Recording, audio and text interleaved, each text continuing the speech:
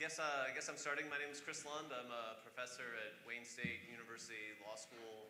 I do church and state stuff, and that's what I'm here to talk to you about. I'll be talking to you about religious liberty in this country, the relationship between church and state. My plan is to talk, I think, for about 30 minutes or so, and then we can kind of go into a Q&A, although really it's just sort of a conversation, and I'm glad to play the role of facilitator, I imagine. Oh, you want me to hold the microphone? All right, that sounds good.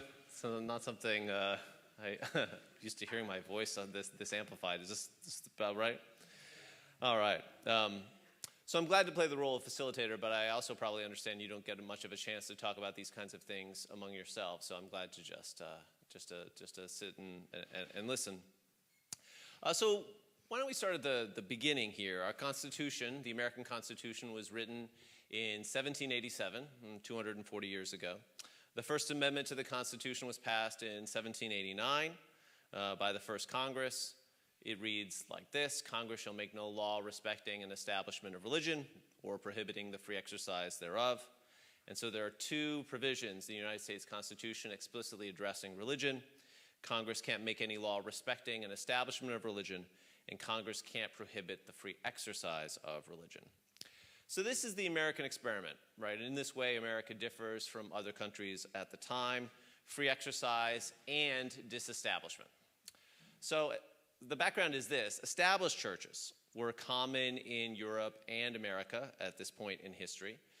England had the Anglican Church, France and Spain had the Catholic Church, German provinces chose between Lutheranism, Calvinism, and Catholicism. The general principle of the time was cuius regio, eius religio. The basic idea was the ruler would choose the religion of the people. The idea was that the church would be officially supported by the state. Church attendance was required. You had to go every week, or you would pay a series of escalating fines, at least in England. Enforced taxes, a tithe, the enforced tithe was paid to the church. And this was the model that everyone more or less took for granted. The American colonies basically followed the model. A few American colonies rejected the model, but they were weirdos. Pennsylvania rejected the model because William Penn was a Quaker. Rhode Island rejected the model because Roger Williams was a separatist Baptist. But the northern colonies generally had Congregationalist establishments. That's right, there was a time when you all were in control. There was a time where everyone in town had to pay a tithe to the Congregationalist minister. Not anymore. You all brought those establishments to an end in Massachusetts and Connecticut when you began losing elections to the Unitarians. So in the north, there were Congregationalist establishments. In the south, they generally established the Church of England, the Anglican Church. We now call it Episcopalianism in this country because the Church of England was so hated after the American Revolution that they needed to change the name, like Facebook or something like that. By the time of the American Revolution, these colonial establishments of religion were really coming into disrepute. People hated them, especially in the southern states where the Church of England was the established church. After all, we were just fighting a revolution against England. And now Virginia is going to still make us pay taxes to the Church of England so we can go listen to Church of England preachers tell us how sinful we were for breaking with England in the American Revolution. No, thank you. So the movement against establishments of religion wins a big victory in the First Amendment. The First Amendment is clear: Congress will not create an established church. And this is America's distinctive contribution to religious freedom. And it's still somewhat distinctive even today, right? Other countries, they have religious toleration, by which I mean they have a national church, but they try really hard to protect religious minorities within that model. Our model was always different. Right? Religious minorities were so important, and everyone was really a religious minority in America in the 18th century, that we really wouldn't have a national church at all. Right? Congress just wouldn't take sides on religious matters. It would leave those decisions to the people, to their communities, and to the states. States at this time, after the First Amendment, still often had established churches. The First Amendment only barred Congress, the federal government, from establishing churches, and states still had established churches. The last state to disestablish was Massachusetts in the 1830s, which again was Congregationalists ending their own establishment because they feared losing control of it to the Unitarians.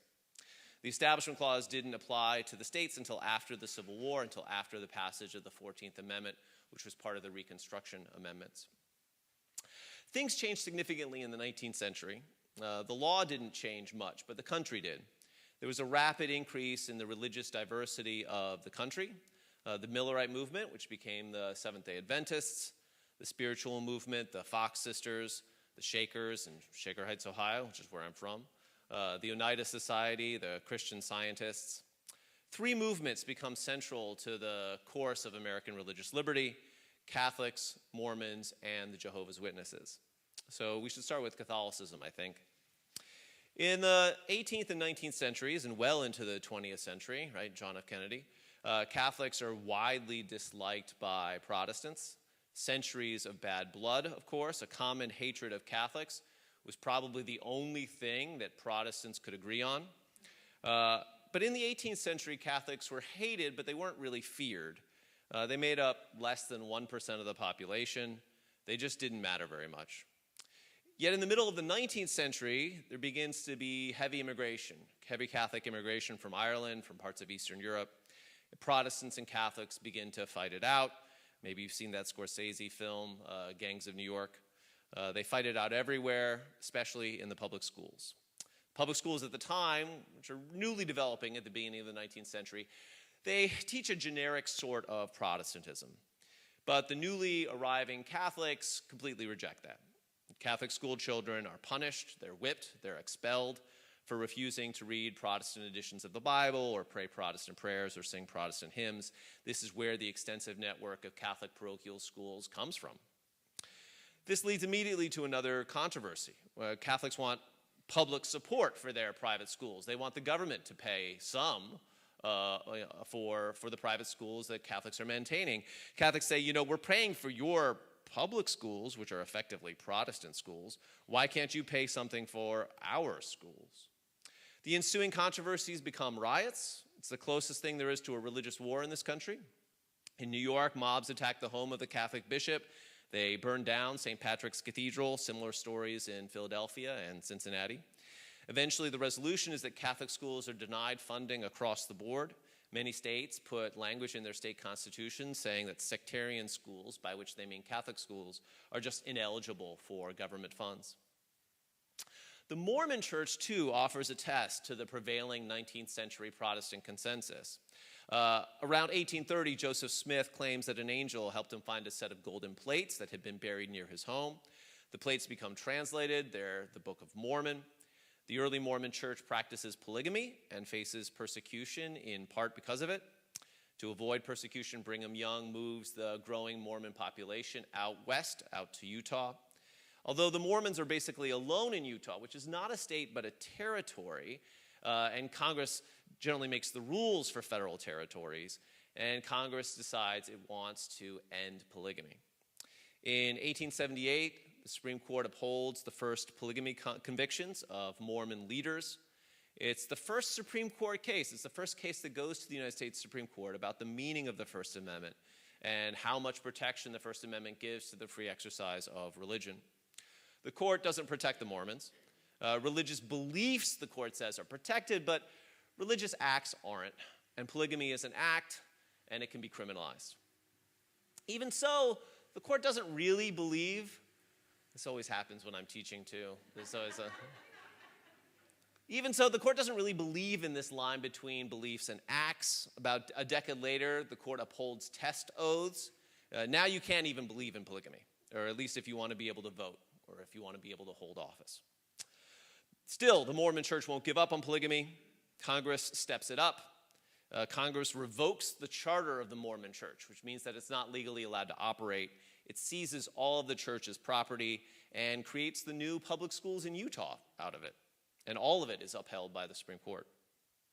3 months after the Supreme Court's decision, the head of the Mormon Church claims to receive a communication from God for the church to abandon polygamy. It's a swift end to the conflict. It's also a reminder of just how much the government can influence theology, right? Every polygamy convict who repents is pardoned by 1894. The church gets its property back in 1896. And the official Mormon church hasn't practiced polygamy since 1890, although there are self-styled Mormon fundamentalists who still do. The Jehovah's Witness period happens later, chiefly in the 1930s and 1940s. Jehovah's Witnesses are an intensely unpopular new religion. They're intolerant, even of other Christians. They preach their doctrines aggressively, standing on street corners, going door to door. Cities try to stop the Jehovah's Witnesses from proselytizing, and the Jehovah's Witnesses respond by bringing suit and winning a lot of famous cases in the United States Supreme Court. The court strikes down licensing laws, requiring people to get licenses to speak on street corners or licenses to go door to door and knock on doors. The court strikes down laws prohibiting the public distribution of literature or taxes on the public distribution of literature. Jehovah's Witnesses become even more unpopular during World War II. They're pacifists. They refuse to fight in the war. Thousands of them spend World War II in prison because they refuse to do even alternative service. When World War II starts, flag salutes and recitations of the Pledge of Allegiance become common practice. The Jehovah's Witnesses refuse. They see this as idolatry. In 1940, the Supreme Court upholds the conviction of two Jehovah's Witnesses' parents whose child refuses to say the Pledge of Allegiance in the public schools. By an 8-to-1 vote, the court upholds their felony convictions. And this leads to an outbreak of violence against the Jehovah's Witnesses. Churches are burned down. Jehovah's Witnesses are put in jail, often, ostensibly to protect them. There's just widespread hatred of the Jehovah's Witnesses.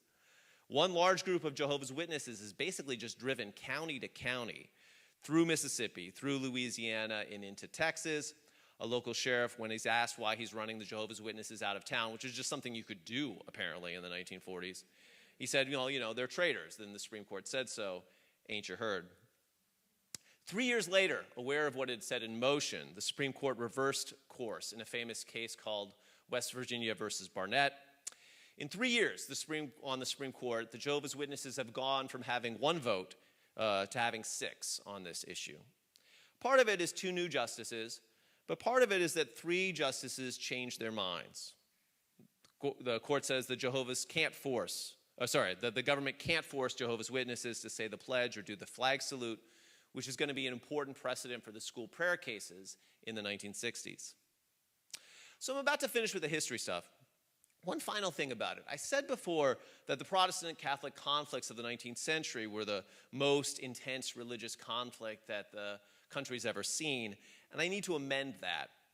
Because there are 2 instances of persecution that we tend not to focus on. And I don't even really focus on them in my church and state classes, although I'm thinking about that. Maybe because there aren't any Supreme Court cases about them, and in a way, that means they sort of are beyond our radar. But we have to say something about slavery, and we have to say something about Native Americans. The biggest religious persecution in this country happened with slavery. It was the absolute and total suppression of African religion under slavery. Right? Many black people are Christians. African American Christianity is a powerful religious and social force for good. Right? We saw this with the Civil Rights Movement in the 1960s. It's always been this way. But it didn't actually start this way. Right? Black people were brought to this country by slavery, and the phase they brought with them, a diverse group of African religions, were just totally suppressed under slavery.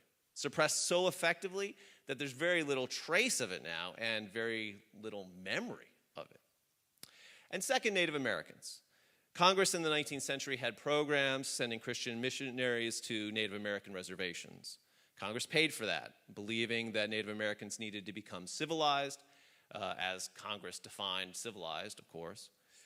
Christianizing the Indians was part of what was thought to be civilizing them.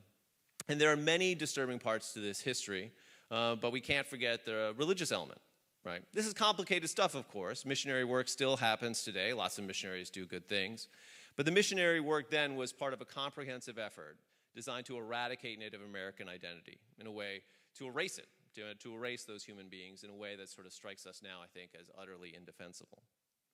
So I said that America has a great tradition of religious liberty, and I stand by that. But too many times, of course, it's been religious liberty for some and not for all. Right? This is the mistake the Puritans made when they first came here. They came for religious liberty for themselves, but they intensely persecuted anyone who wasn't Puritan, right? They had the liberty to go to any place that wasn't Massachusetts. That's what the Puritans thought. These are our big failings, and they're pretty big. It'll leak otherwise. I want to pivot now from history and talk about the modern issues, the modern cases, what the Supreme Court is now dealing with. Traditionally, there are three issues in a church-state class, three issues that are the lines of conflict. The first is about the free exercise of religion, about people's right to practice their faiths. The second is about the funding of religion and whether the government can or even must fund religious groups when it funds other groups. And the third is about other kinds of support for religion, non-financial support, like government-sponsored prayers or displays like nativity scenes. So let's start with the first issue, free exercise. The basic issue arises this way, right? In our modern world, government regulates a lot of different things, and that has real potential to affect religious life, right? We have laws forbidding discrimination in employment that would naturally mean that the Catholic Church has to ordain women. We have underage distribution laws, which their natural meaning would be that Christian churches can't serve minors at communion. Public schools forbid baseball caps, other headgear, but a ban on head coverings is going to have real effects on Orthodox Jews or Muslim women and girls. American law has long taken the position that the government can't discriminate against religion, but in a world where there's a lot of religious diversity, a lot of religious groups doing different things, having different commitments, and in a world where the government regulates extensively, the big issue becomes whether the government has any duty to accommodate religion, right? Does the government have any duty to make exceptions for religious practice? Initially, the Supreme Court said yes to this question. The Warren Court said that the government had sometimes to make exceptions for religious people burdened by general laws. Maybe the biggest case happened in 1972, a case called Wisconsin versus Yoder, where the court gave a religious exemption to the Amish. Wisconsin required all kids to stay in public school until they were 16, but the court allowed the Amish to pull their kids after 8th grade when they were 14 or 15, because Amish kids going to public high schools would have significantly changed the Amish way of life. These days, religious exemptions are usually supported by conservatives, and liberals are a little more hesitant about them. In the old days, it was flipped. Religious exemptions were a liberal position. Throughout the 1980s, it was actually the Reagan administration, who was elected with the support of evangelical Christians, who attacked religious exemptions. And in 1990, that attack finally came through. The law was changed. The Supreme Court said religious exemptions weren't required anymore. Governments could give them, but they didn't have to. The specific case in front of the court was about peyote. The court said Native American religious believers had no right to use peyote in their religious rituals because the peyote laws applied to everyone. Right? It was about the criminalization of a worship service, and the Supreme Court upheld it. The case was called Smith. That's the rule today, the Smith rule. It's at least it's still the rule, at least for now, at least in most places. In truth, our modern law is kind of all over the place about religious exemptions. Sometimes we have religious exemptions in some contexts, some cases we don't. It takes 3 weeks in a church-state case to explain exactly where and when. An overly simplified version of the story would be something like this. In 1993, Congress responded to Smith, the peyote case, which said that you don't have to make exemptions. Congress said, we want religious exemptions. And so Congress passed the Religious Freedom Restoration Act. The acronym is RFRA, RFRA, which essentially brought religious exemptions back. RFRA was very bipartisan. The court struck down part of RFRA in 1997. And Congress then tried to do the same thing again. It tried to pass RFRA again, but it couldn't. There weren't the votes in Congress anymore. Something had changed from 1993 to 1997. What had changed was this. Religious exemptions had suddenly become controversial. Why? Well, there were a set of cases where Christian landlords had refused to rent to certain couples. They were unmarried heterosexual couples, right? This is before the sort of gay rights revolution. Unmarried heterosexual couples, landlords refused to rent to them on religious grounds, saying they didn't want to facilitate fornication.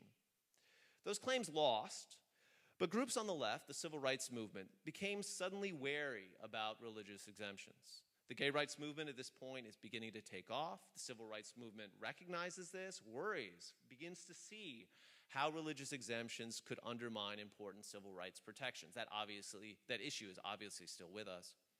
Indeed, that's the big issue driving the debate today, right? In the recent years, the courts had cases about Christian bake shops refusing to provide cakes for gay weddings, about Christian-run businesses having to provide contraceptive coverage. Last year, the court had a case about Catholic social services who refused to serve gay couples seeking to adopt through them. The religious claimants have actually won all of those cases.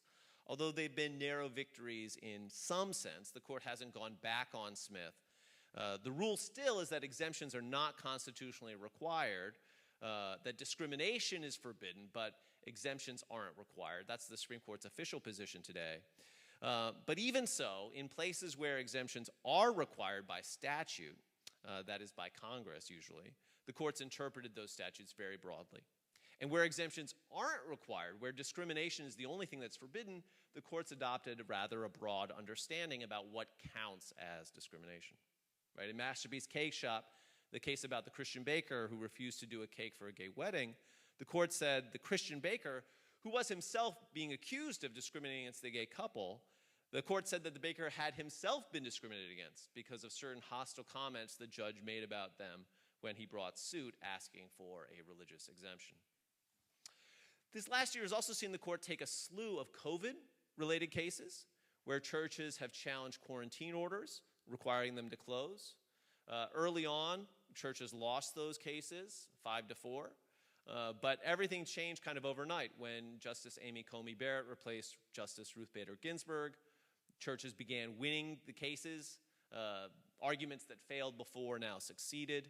And the argument was a very broad one based on discrimination. Right? If retail stores and hair salons can open, and in places they were allowed to open while churches were closed, the court said, well, if they can open, then churches should be able to as well. Now, there are deep questions here, right? Do open retail stores pose the same kinds of transmission risk as open churches?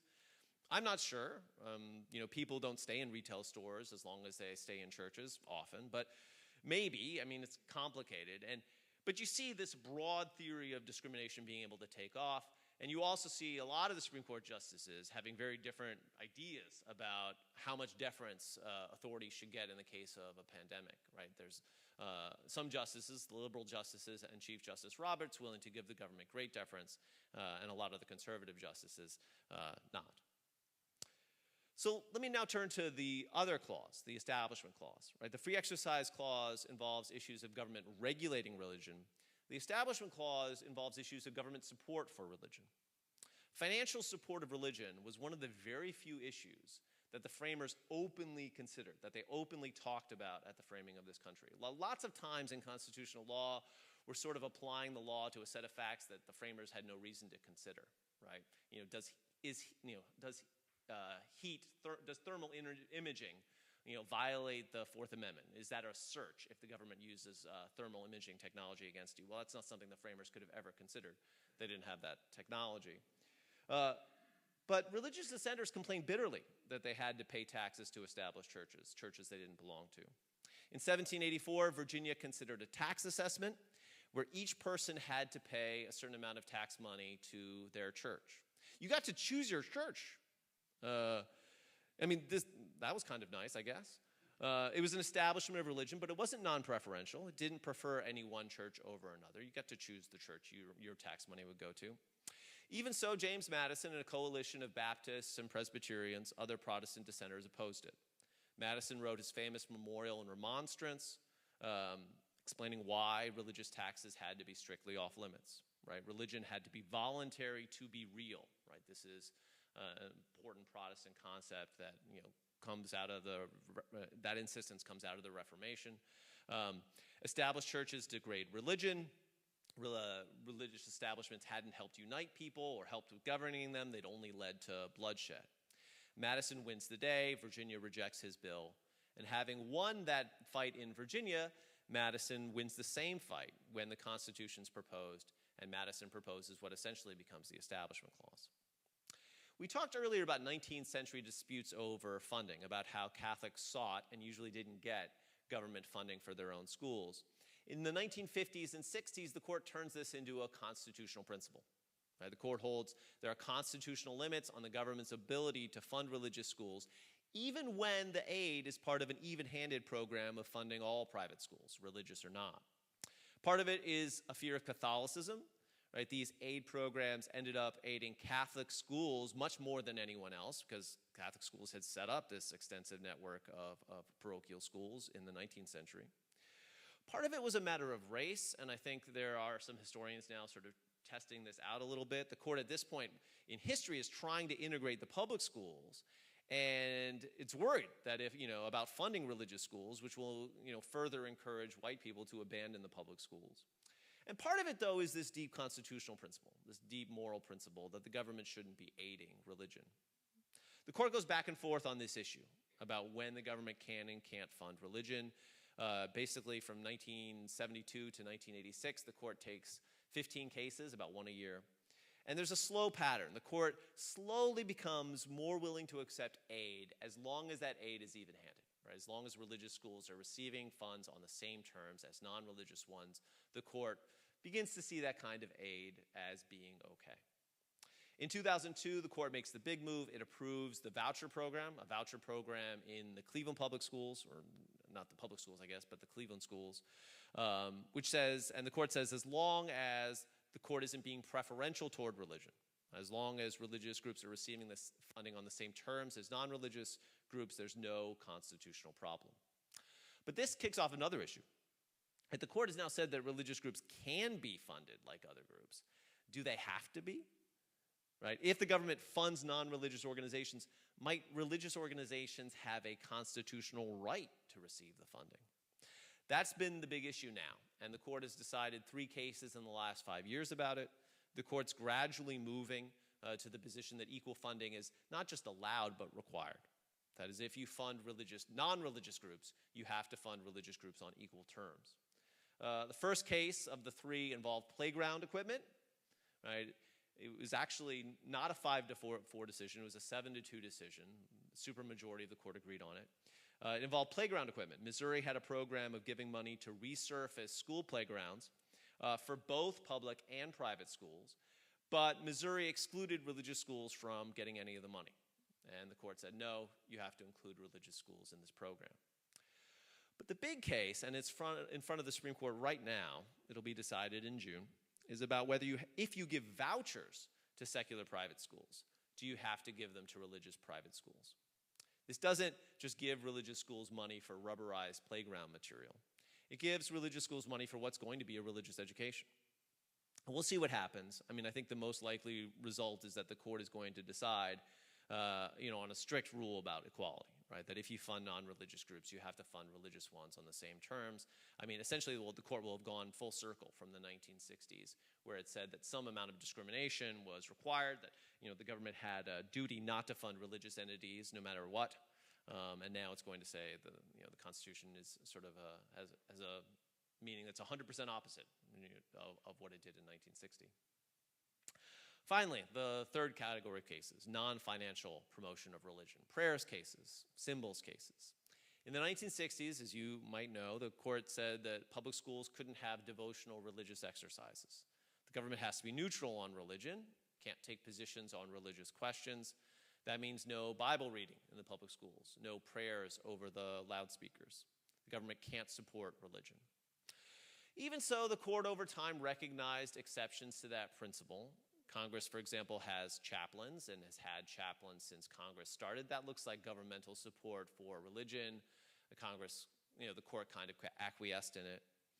The school prayer cases did establish this general principle that the government can't support religion, and that stayed mostly true up into the present.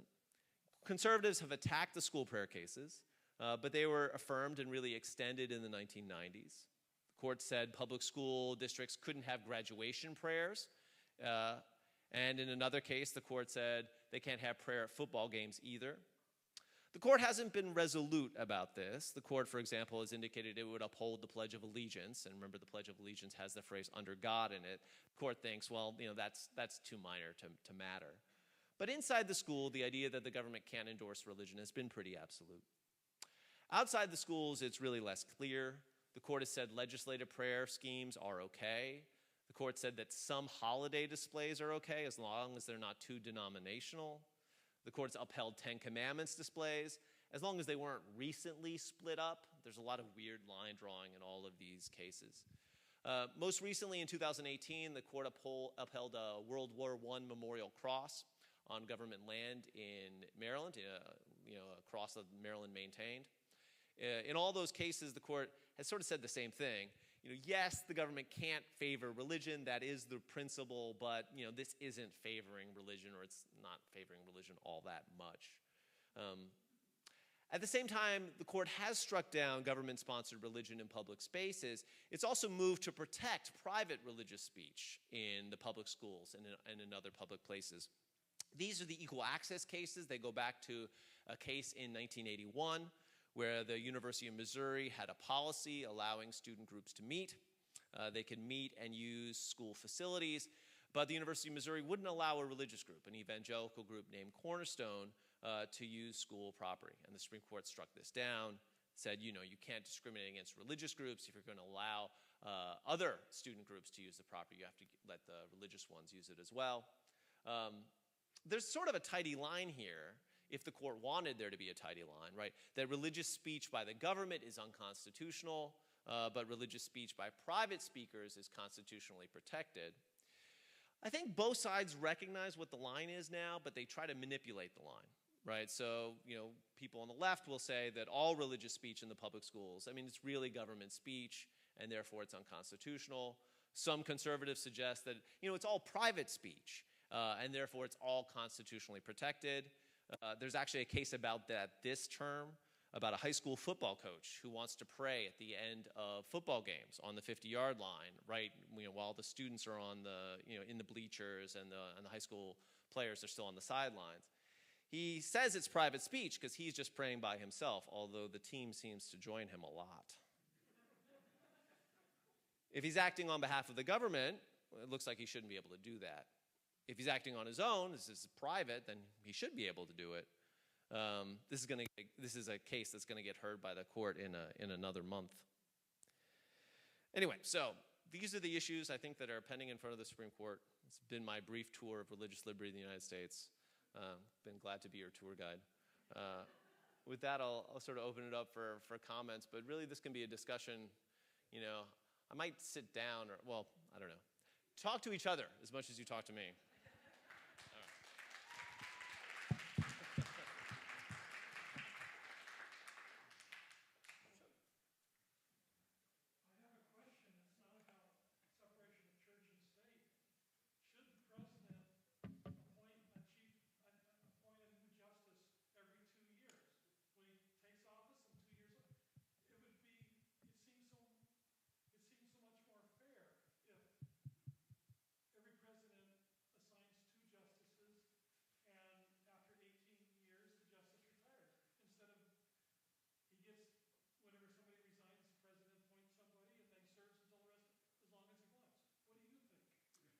Yeah, I think that would be superior to what we have now. I think there are a lot of things that would be superior to what we have now. The problem is that they all require constitutional amendments, which are impossible. I think one really popular proposal among law professors is 18-year terms on the Supreme Court, which is exactly, in practice, what you're going to be suggesting, right? An open spot every 2 years. Yeah. Right, because it's a problem if one president gets 6 appointments and the next president gets 1 appointment. And it's complicated now because the Supreme Court justices know this. They only want to retire when their party is in control of the presidency and ideally the Senate to just make sure the nominations go through. Justice O'Connor, when the 2000 election happened, and maybe it was 2004 election when George W. Bush was reelected, she was overheard at a party saying, like, thank God he got elected. I really want to retire. Like, her husband was ailing. And she just wanted to be done with her job, but she wasn't going to retire with a Democrat. Right? This is just the reality. Yeah. I think one of the other big things that you haven't mentioned is abortion. Yes, I haven't mentioned it. There's a lot of things happening with abortion, right? We're seeing states pass, increasingly restrictive rules. The Supreme Court has a case called Dobbs that the Supreme Court will decide in June about established for abortion rights in this country will survive. It involves Mississippi's 15-week ban on abortions. It's hard for me to imagine this court will strike down that ban. I mean, I think there are six Republican justices now. Whether they will overrule Roe versus Wade altogether or whether they'll just uphold this and change the terms.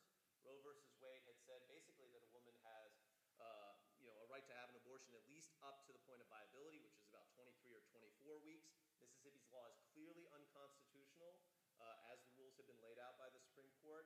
But the Supreme Court, I think, is very likely to change the rules.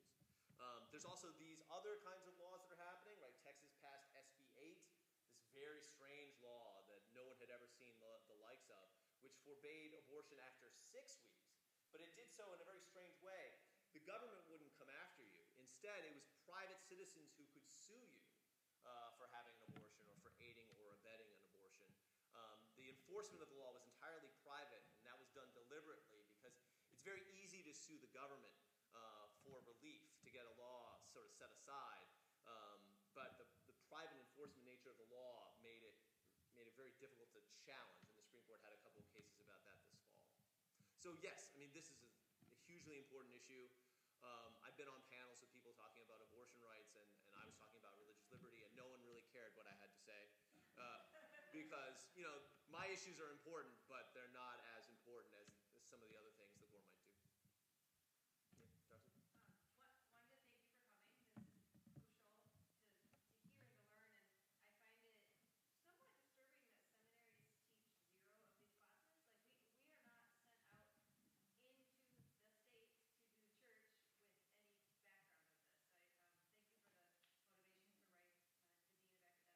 Places I've graduated from, and just recommend that we need to know this stuff. Yes, and it's something that's a failure on our part too, because I don't think law professors make any attempt to reach out to religious groups, to seminaries. One law professor did a surprising thing, and I'm published with, I think, Erdman's, which is like and his goal was, I want to reach the seminary audience, right? And I think, so I agree with that 1,000%.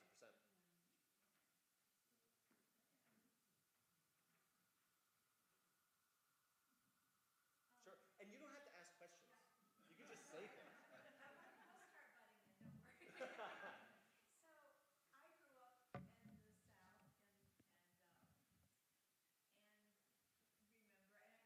and it just occurs to me it would be interesting because everyone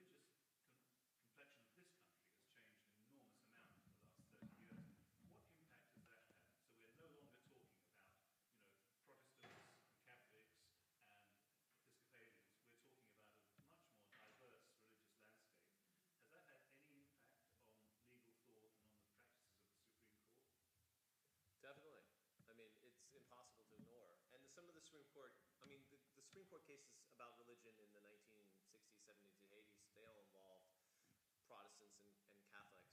But now there's such a wide variety of cases. I mean, this court's had cases about Buddhists. It had a case about Muslims wearing beards in prisons. The court is, I think, aware that there are a lot of very different religious faiths and religious practices. And in some way, it makes the problem more difficult because there are a lot of religions now, and with the scope of religious diversity, they're asking for exemptions from all kinds of different requirements. Back when everyone was Catholic and Protestant, their religious practices were really predictable and often accommodated by the political process. And now it intensifies both the need for religious exemptions, but also intensifies the reasons why you wouldn't have them. And so I think you see that. And it's also changed the conversation about the funding of religion in complicated ways. Religious minorities, I think they often want funds for their own schools because they're not going to be well served by the public schools. At the same time, small religious minorities are not going to get much in the way of funding anyway, and they might be too small to have religious schools, so they're going to the public schools anyway. There's just a lot of ways in which it changes the conversation. So before I came to Wayne State, I taught at Mississippi College Law School in Jackson, Mississippi, where the cleavages, there was a racial cleavage, and the racial cleavage was between white people and black people, and the religious cleavage was mostly between Christians and non-Christians, or really Christians and ex-Christians. And at Wayne State, the conversations are very different, right? The racial, there's just so much more complexity on all these angles, right? Because we don't just have white students and black students. We have significant Asian students, a significant number of Arab students. That makes things very different.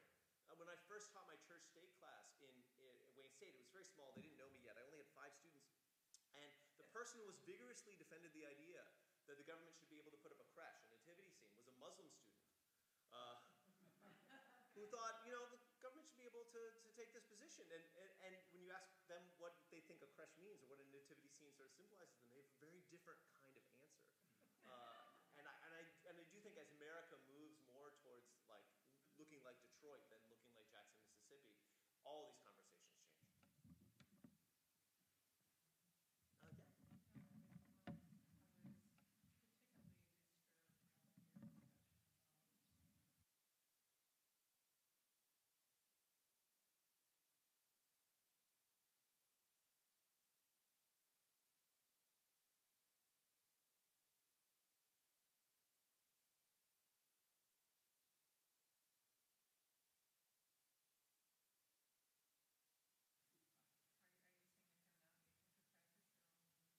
Oh, they are now. At the time in the 19th century, when we did all these things, they were ratified by courts, and there was no possibility that they would win in court about these kinds of things. There is a robust, there is a very complicated relationship now between the Native American tribes and the federal government and the states that they're in.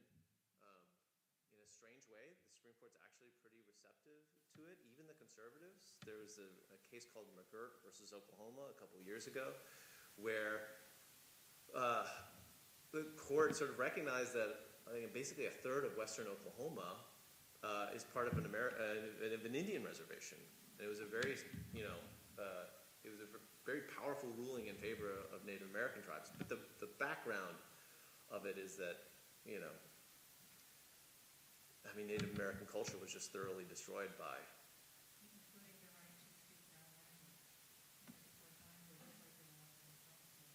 Yeah, it's a tremendous part of culture and religion. Had to do with taxation. Religious entities not being taxed.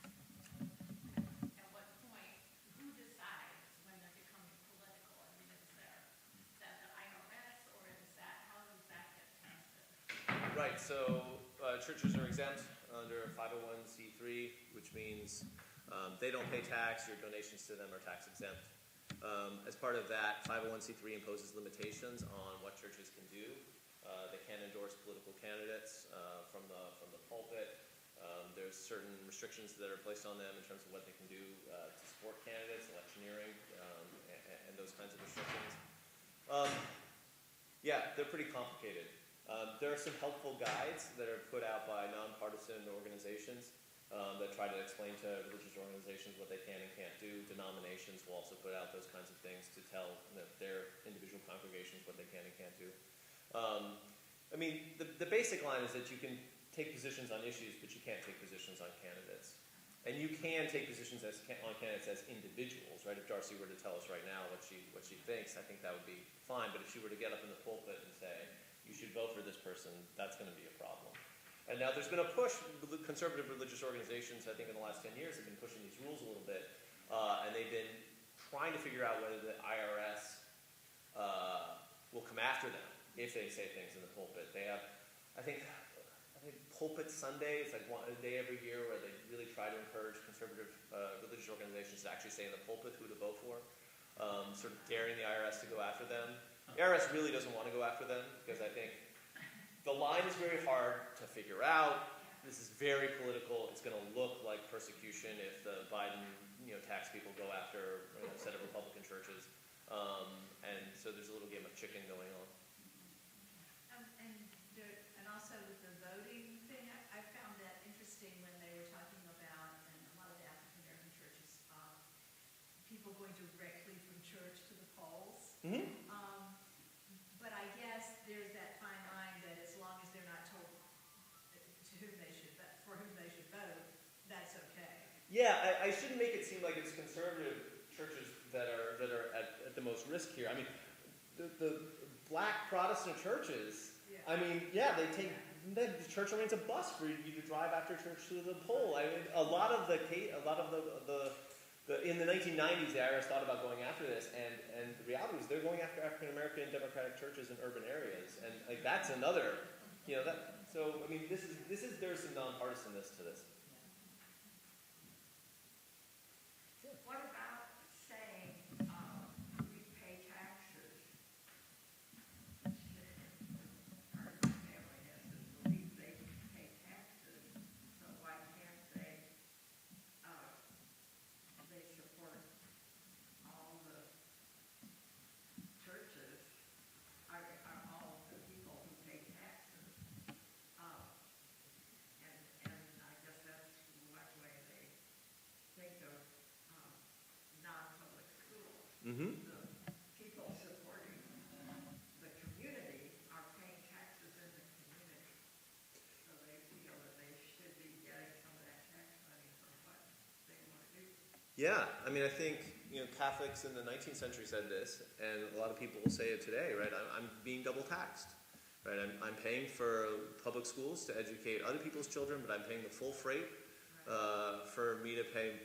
And I think that's been a powerful movement towards the school choice. I mean, I also think, increasingly among people who don't have kids, right? The sense that they're being single taxed and not getting any benefit out of it. So, I mean, these issues aren't just about religion. Yeah. So I find it interesting that this discussion isn't clear to me about what would be considered a left or right side. And you said it kind of has moved a lot over time.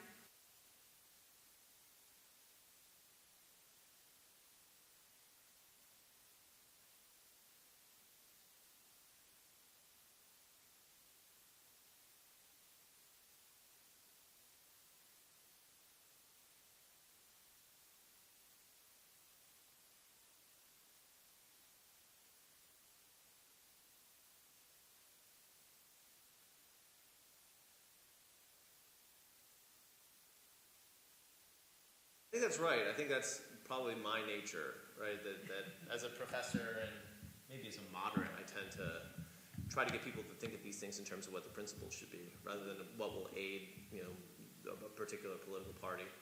But I do think a lot of the political valence of these issues sort of changes over time. I mean, the Supreme Court's decision that said no religious exemptions was written in 1990 by Justice Scalia, who was probably the most conservative person on the court at that time.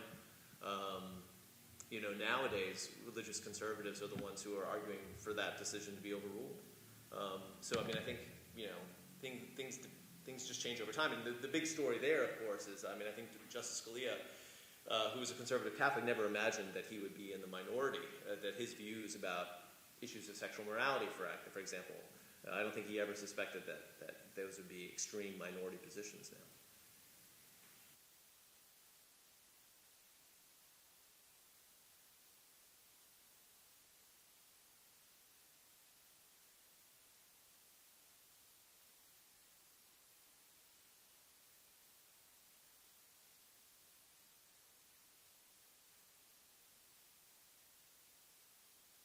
I mean, I think, Muslims are on the receiving end of religious prejudice and religious discrimination in this country, probably more than, I think different parts of the country are different, but I think Muslims kind of run into problems everywhere they go. And zoning is a big one. There was a mosque in Murfreesboro that they couldn't build, and they brought suit about, at Ground Zero too, or near Ground Zero. They wanted to build an Islamic cultural center.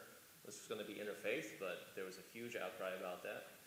There's a special statute called the Religious Land Use and Institutionalized Persons Act that Congress passed in 2000 that Muslims have often used to attack zoning laws, to be able to build their mosques in peace like everybody else is allowed to. The Department of Justice has sort of a special unit to help religious organizations fight zoning laws. And 40% of the cases they brought have been on behalf of Muslim organizations. And that's not really preference for Muslims. It's just a recognition that a lot of the cases involve Muslims because that's who people want to deny the right to build. The Muslim cases never settle. I mean, the cases involving Christians and Jews will often settle. Local governments will back down. But with Muslim groups, local governments get in this really bad way where they can't ever settle because that's giving in to Islam. And so these cases never settle. They're really, they take a lot of resources. But the Department of Justice has really fought about this. And it's actually been a priority of the Department of Justice that started in 2000 when the act was passed, and it went through Bush, and it went through Obama, and it went through Trump, and it went through Biden, and the commitment of the Department of Justice on this has been the same.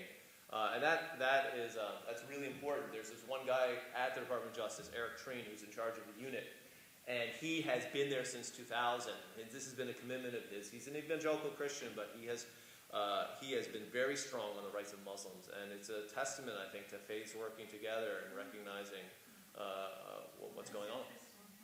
Yep. Has a lot of the opposition to building mosques in neighborhoods been the broadcasting of the call to prayer? Like, is that mostly what it's about? Or No, I don't think that's what it is. I mean, that sort of reaches obviously beyond their immediate geographical area where they build. Definitely. I mean, usually, they will want to broadcast the call to prayer, but usually they don't have any religious obligation to broadcast it at a certain level. So, I mean, usually in most places it's about the same decibel level as your church bells. Yeah, exactly. And so, I mean, Muslim groups will specify that. I can see that, but I don't think that's